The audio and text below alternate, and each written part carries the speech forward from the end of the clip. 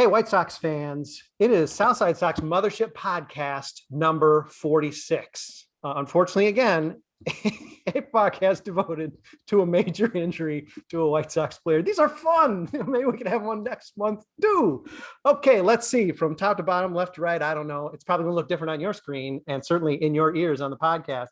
We will start with let's just start with the entirety of the Indianapolis field office. It's Sergeant at Arms, Sleepy Joe Resis. He has shown up for the podcast here for us tonight, and we are going to try to remove the poison arrow that has been struck right through his heart with this Nick Madrigal injury, because I'm sure he is not happy. The other half of the Indianapolis field office is Chrystal O'Keefe. She of the winning streak O'Keefe's, trying to extend that tonight as she is taking time out to do this podcast while covering for 6-pack of stats. Now that is some kind of multitasking. You may know Chrystal from the podcast that is sweeping the nation. It is the Estrogen Power Hour. It is breaking all sorts of land speed records. And she's a quarter of that. So how about that? She is slumming it now with the Mothership Podcast to talk Nick Madrigal and the man who is going to give us some answers, maybe, or not, or maybe his charger's going to run out. He's going to run out of charge. He's going to have to take off. That could be cool. I'm sort of hoping he does it. Also from the Eastern time zone, because apparently the White Sox play in the East. Those are the only people who show up for these podcasts. It's Trevor Lines, straight out of Louisville, settled in there. And right now, again, he's taking time out, pausing from an article that's feverishly going to predict who is going to somehow be able to take over for Nick Madrigal, who's going to be out for at least 2 months, if not the entire year. He's going to provide us perhaps some answers there. Or if he's not, he's going to shrug his shoulders and we all might start weeping. Already, the Indianapolis field office, they're reeling right now with the Nick Madrigal injury. Of course, I'm Brett Ballantini. Seats were hot for this one because the Hippie podcasts are almost done. Only a few days left. I'm going to lose about 5 pounds pretty soon. It's coming. I don't think there was any scalping. Trevor was, I don't think he got any bids. I actually don't think he got any bids. Oh, well, it's all right. There's still going to be a couple more podcasts before this is all done. Nick Madrigal, the news is torn hamstring, running to first base. Sound familiar? He is out at least 60 days, put on the 60-day injured list, which seems extremely dire. And of course it is, but part of that was for practical reason to be able to bring somebody up in Brian Goodwin, who's not on the 40-man. That's sort of a procedural thing. But still, he's not playing for at least 60 days. And it seems like it's up in the air whether or not he's going to miss the season. It really comes down to whether or not they push him to get surgery, or if he can rest, relax, think about getting hits with 2 strikes, and come back sometime, let's say mid, probably late August, best case scenario. So let's start with Joe Resis, Nick Madrigal, super fan. Just in general, guys, the news, you saw this. Did you think it was going to be this bad? Take me back 24 hours and your feelings seeing Nicky get injured. Right. First off, thank you for the kind introduction and the nickname. Totally fair. Yes. But moving on, to Madrigal, I'm very sad about that. And I was kind of hoping for the best last night after I saw the injury, but it kind of, like, my mind immediately went to the Luis Robert injury when he was running down to first base. And it was kind of difficult for me to try and stay positive after seeing how Madrigal couldn't stay on his feet after he was thrown out on that close play at first. And it was obviously not a good feeling. And my initial feeling is that, you mentioned that I'm a Madrigal super fan, and some of that is at least partially from people, all of the doubters. And I kind of just really want him to prove a lot of them wrong, like the Keith Laws of the world, who say he can't do a lot of these different things, doesn't have an elite hit tool, fielding is nothing special. He's been beginning to kind of silence the critics, and these past few weeks the bat has been on fire. It's just a shame to see him go down like this, and because he was really starting to show a lot of progress. Chrystal? Yeah, I'm with Joe a lot on that. I was crushed. It looked really bad when he went down. He couldn't get up. He couldn't put any weight on it. So I just saw this season flash before my eyes, and I was like, well, this just sucks. I'm sick of this. Like, if we could stop killing off all of our players the second they get hot, I would really appreciate that.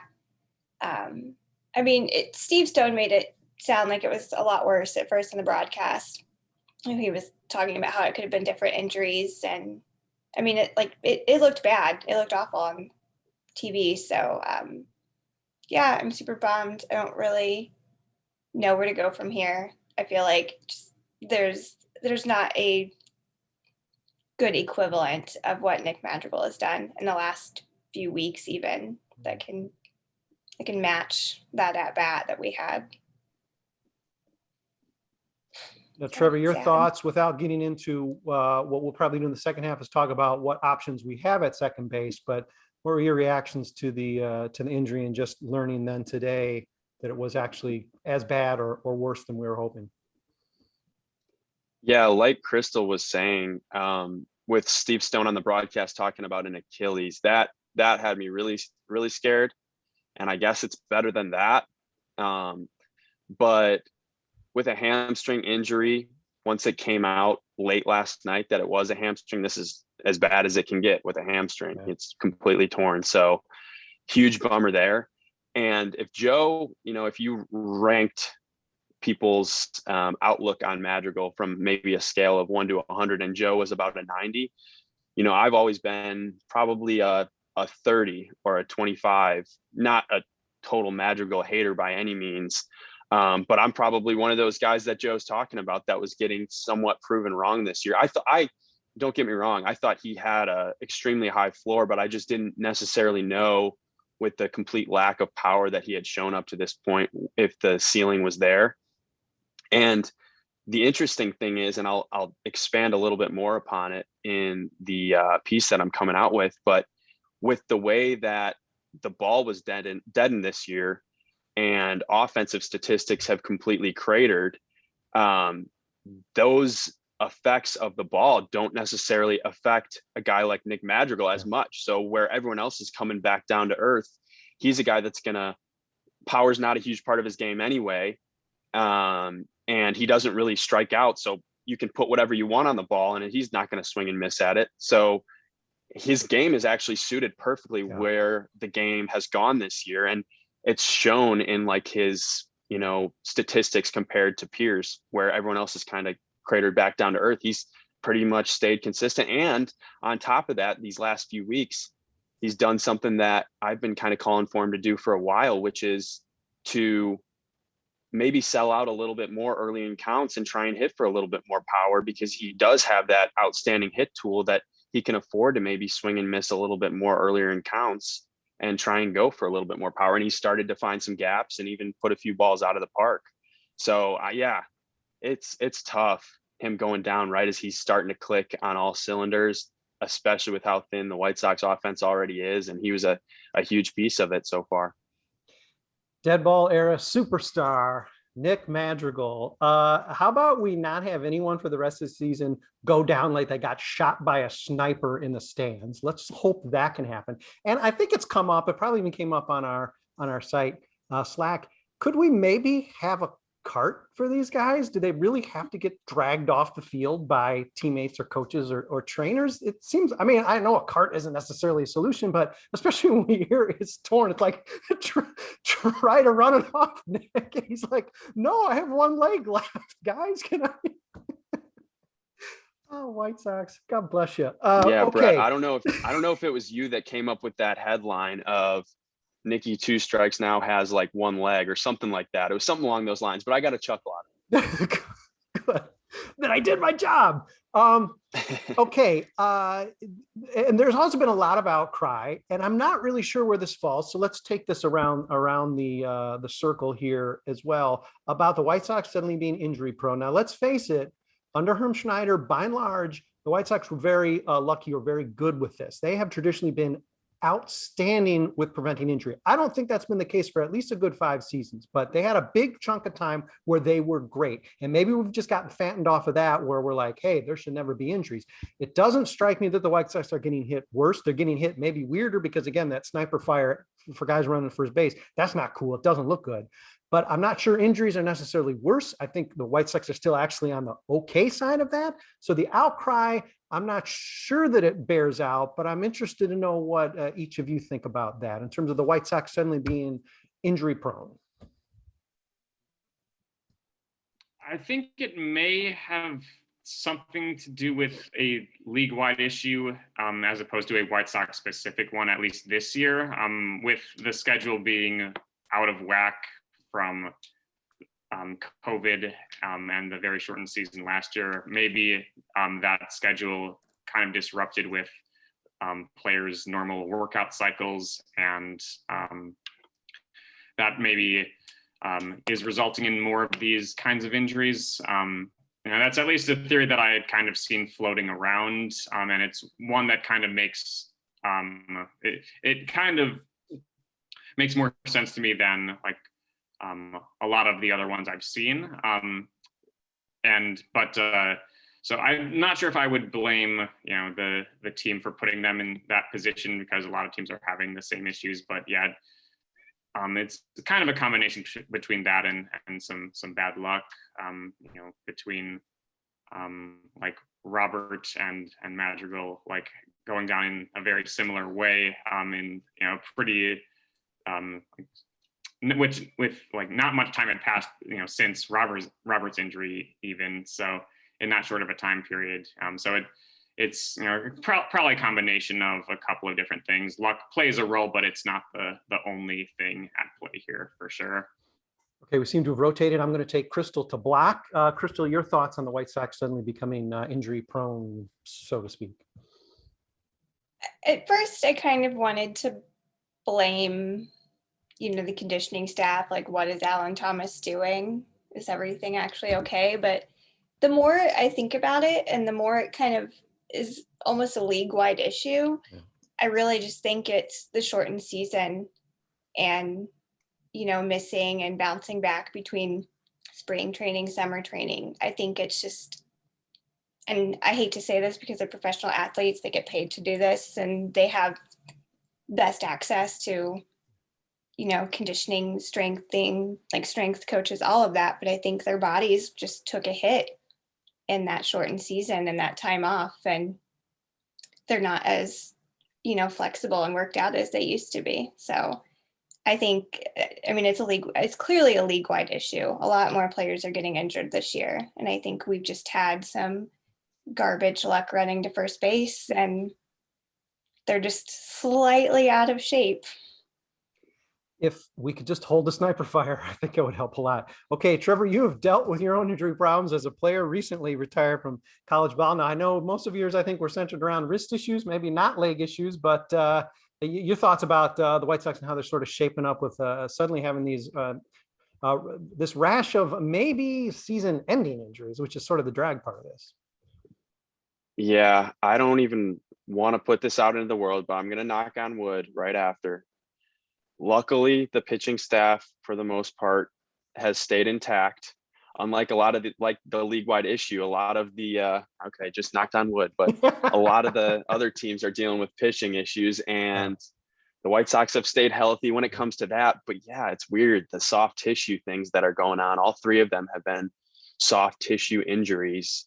And I think it probably does have a lot to do with what Chrystal was talking about, just the fact that it seems to be a league-wide issue.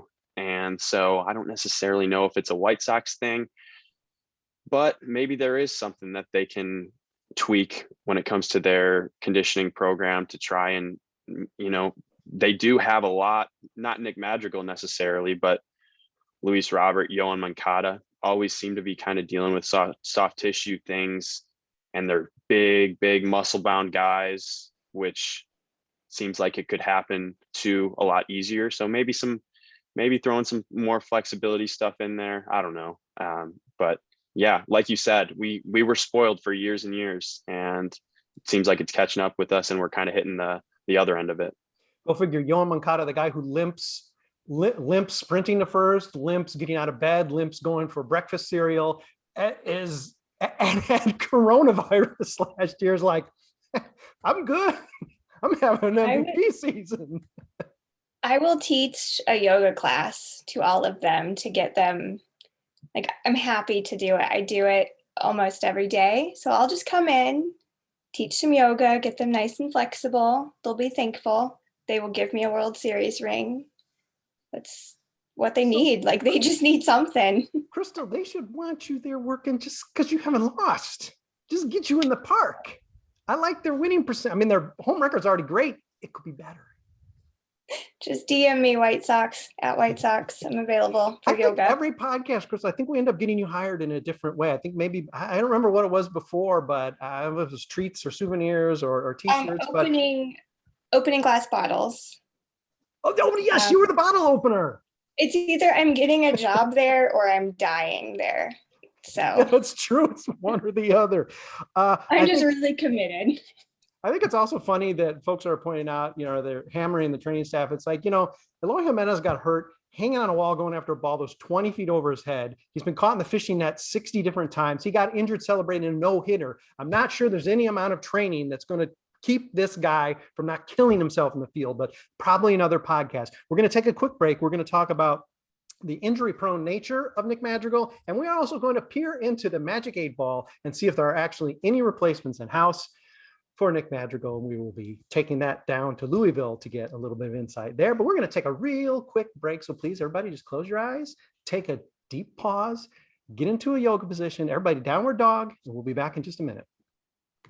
Okay, that minute went fast. It is Southside Sox podcast number 46. Once again, celebrating a White Sox injury that might be season ending. How about that? But we got to do these emerging podcasts when people get hurt. Pantera went down, and now it's Madrigal going down. Torn hamstring that could take him out for the season. Will at least have him out a couple months, so probably unlikely to see him back at the major league level before September. Best case scenario, and that's if rest, relaxation, and dreaming of two-strike triples will help him recover. Okay, Nick Madrigal, does he still have his rookie status? He keeps getting hurt every year. I don't know if he's accumulating enough games to not be a rookie. He might be a rookie till 2025. Last year, he was out for roughly half the year between the service time gaming early on, and then deciding to slide and brace himself and not knowing to slide and take an extra base and being aggressive, busted his shoulder, needed surgery last year off season. This last off season, now something even worse with the hamstring, and certainly much less, I guess, his fault if injuries are ever your fault. But is there any concern about the fact that our second baseman in the future can't play a full season? And not answering is not an option. Yeah, hadn't really thought of this one. I'm not really sure. I hadn't really thought of the long term. Is this injury prone, trend that we've seen early on in his career going to continue? I mean, he battled the wrist thing at Oregon, or in college. So. Mm-hmm. Yeah, it's.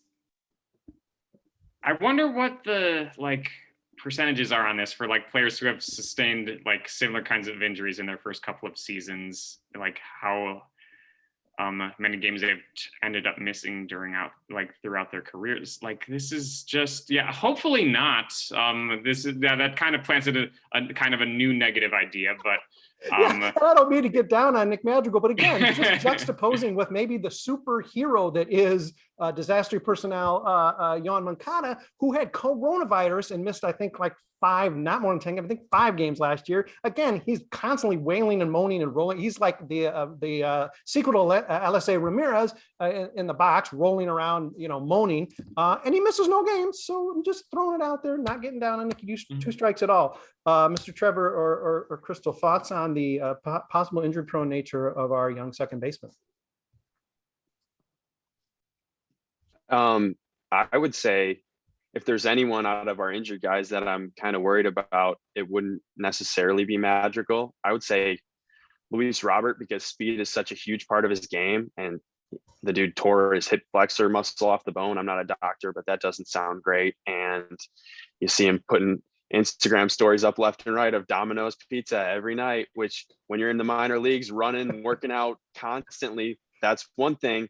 But when you're sitting around for 3 months and can't work out, and he's starting to get up there in age, not saying that he's old by any means, but you know, there comes a point where you got to take a little bit more care of your diet, especially when speed is such a huge part of your game. I don't want to call him out too much, but come on, Luis. Trevor Lines predicting the Domino's baby when Luis Robert comes. I'm just a little worried about it. If he loses a step, that's such a huge part of his game that's critical. No, that's a good point. That's a good point, because Nicky hasn't proven to, like, we sort of like heard he was going to be able to steal bases. He's a great base runner. He's got a really nice hit tool. I'm not sure if any of those other things that have been hyped about him have really come to pass yet. And certainly speed isn't necessarily one of them, although again, torn hamstring, probably not great. Chrystal, you worried about the injury prone nature of Nick Madrigal yet? With Trevor, actually, on that, I'm not as concerned with Nick Madrigal as I am like Luis Robert. And I mean, honestly, maybe, I don't know, if Ayler can stop running into things, I won't be as worried. But like the two of them combined, that's just where all of my concern lies. And Trevor had a point. I mean, I've been watching those Instagram stories as well. It is a lot of Domino's, and like, if I eat Domino's, I feel sick for the next like 3 days. So I can't imagine how that's going to affect him in the long run. Like he's going to slow down. He's going to be on par with Yasmani Grandal when it comes to base running. Like it's going to be rough if he keeps this up. And so, yeah, I'm more concerned about him than I will ever be of Nick Madrigal. Do not want to imagine him being on par with Yasmani. Hard to imagine that, but yeah, hopefully doesn't quite get to that level. On behalf of Southside Sox and SB Nation, I wish to apologize to the Domino's Corporation in case you just did sponsor one of our 30-second spots that we just broke out of because, well, anyway, apologies, Domino's. Okay, now let's talk about whether or not there are any, I mean, really, let's face it, Nick Madrigal is 60 days off the team now, and you know we all love him. We all have his T-shirt. He's cute, but he's gone now. Okay, he's gone for a while. He's eating Domino's with Luis. Okay, in the short term, it looks like the battle's really whether or not you want to run out Danny Mendick or Adam Eaton against I don't think I have it right, but at any rate, Leury Garcia is going to be playing a definite share of second base. I guess Mendick is going to spell him at this point. I suppose Leury tonight started in right field, so he's maybe going to pretty much play every day between the two spots. And then it's either going to be Mendick or Eaton. That seems to be the little triumvirate going on to take over for the vacuum that is created by Nick being gone for here a couple months. Do not seem to be, not to steal Trevor's thunder down in Louisville, there do not seem to be immediate assistance provided within the system, but this might be a good time to seg to Trevor to perhaps give us hope that it will not be such a terrible 60 plus days without Nick Madrigal. Is there any hope, Trevor? It's tough with the way that the White Sox were constructed last year. They just had all these mashers, and you could hide Danny Mendick and Leury Garcia when Nick Madrigal went out for, a few months in that lineup because the rest of the lineup was so stacked. But I'll just run through kind of some of the baseline options real quick. You got Leury Garcia, not going to walk much at all. Solid defender, nothing insanely special, but one of the worst hitters in the major leagues statistically this year. Danny Mendick, who has been about 20% worse than league average hitting wise throughout his career. Very solid defender. Not as quick of hands as Nick Madrigal on double plays, I noticed, but that's also tough to top. Madrigal has some of the quickest hands I've seen. some other more interesting, well, I guess these are, I'll continue with the less interesting options to me. Down in Charlotte, you have Tim Beckham, Marco Hernandez, both guys with MLB experience. Beckham has been slightly worse than league average through his career at the plate, has some big pop for a second baseman, but has struggled with swing and miss and is a butcher defensively. He's been terrible defensively throughout his career. And then Hernandez is actually performing pretty well in Charlotte right now this year. But in his big league time with the Red Sox has been pretty bad offensively. The most interesting options to me would be, you ask Jake Lamb if he can play second base, start having him field some ground balls over there. He's played third base his entire career, but he's been great this year. He's a left-handed bat. Even in his down years over the past 3 years, his actual expected WOBA was pretty comparable to his 2 solid years with the Diamondbacks, where one of those years he was an all-star. So I think his decline, the more I look into it, has been a little bit over-exaggerated. And with the article that came out on Sox Machine about how he changed his big load to more of a more subtle thing to try and stay in rhythm, he's been ripping the ball. So if we can ride that wave somehow and he can play a little bit of second base, that'd be great. And if he can't play a little bit of second base, I'm asking Yoan Moncada if he would be willing to take some time at second base over these next few months until we can get a long-term replacement on the trade market, like an Adam Frazier or something along those lines. I know he's outstanding defensively at third base, and I took a lot of heat on Twitter for even bringing it up, but I really think that if you make your second base defense slightly worse, your third base defense slightly worse, it's worth it to have not just that black sinkhole in your lineup, especially with how thin the rest of the lineup is starting to get. So Moncada has played second base his entire life. He came up as a second baseman. He can do it. I don't think that he just improved over these last 2 years strictly as a third baseman. I think he improved defensively quite a bit, probably the most at third base, but I don't think his defense at second is going to be as bad as his rookie year defense at second.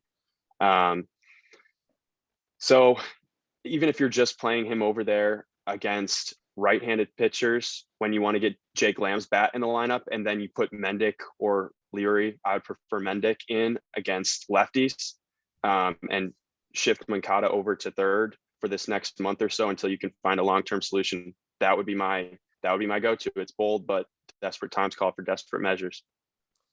Trevor, I'm looking forward to reading your article and seeing the fancy graphics, because I was not expecting that the solution for the White Sox at second base was going to be Jake Lamb playing there or Yoan Moncada losing. And I'm with you. Yeah. People dogged Moncada at second base. I thought, what? He was what? He was a touch below average. He had a tough season there. Offensively, he had a tough season. You know that he was dragging that out in defense.